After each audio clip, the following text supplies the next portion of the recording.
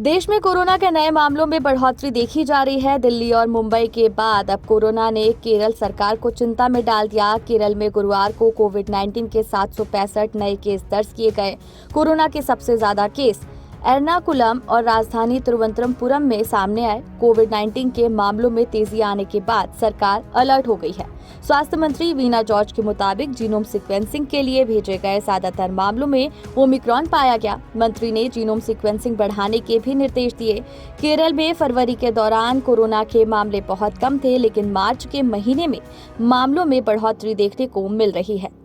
केरल की स्वास्थ्य मंत्री वीना जॉर्ज ने कहा कि राज्य में कोविड-19 के मामलों की बढ़ती संख्या को देखते हुए सभी जिलों को इससे निपटने के लिए तैयारियां करने के निर्देश दिए गए हैं। सभी जिलों में कोविड मामलों में बढ़ोतरी को देखते हुए प्लान तैयार किया गया।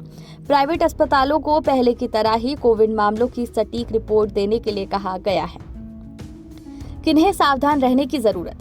मंत्री ने कहा कि डायबिटीज और हाइपरटेंशन जैसी बीमारियां झेल रहे लोगों, गर्भवती महिलाओं, बुजुर्ग और विशेष रूप से बच्चों को कोरोना से सावधान रहने की जरूरत है। उन्होंने कहा कि 1 महीने के अंदर संक्रमण से 20 से ज्यादा मौतें हो चुकी हैं। इनमें से ज्यादातर 60 साल से ज्यादा के लोग हैं। आईसीयू में भर्ती होने वाले मरीजों में भी ज्यादातर लोगों की उम्र 60 साल से ज्यादा की है।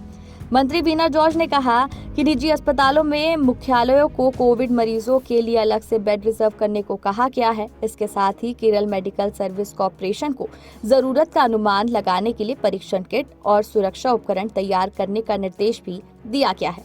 प्रदेश में तैयार आइसोलेशन वार्ड में कोविड मरीजों को भर्ती कर इलाज कराने के निर्देश दिए गए हैं। कोरोना और वैक्सीनेशन से जुड़ी जानकारी से अपडेट रहने के लिए हमारे चैनल को सब्सक्राइब कर लीजिए।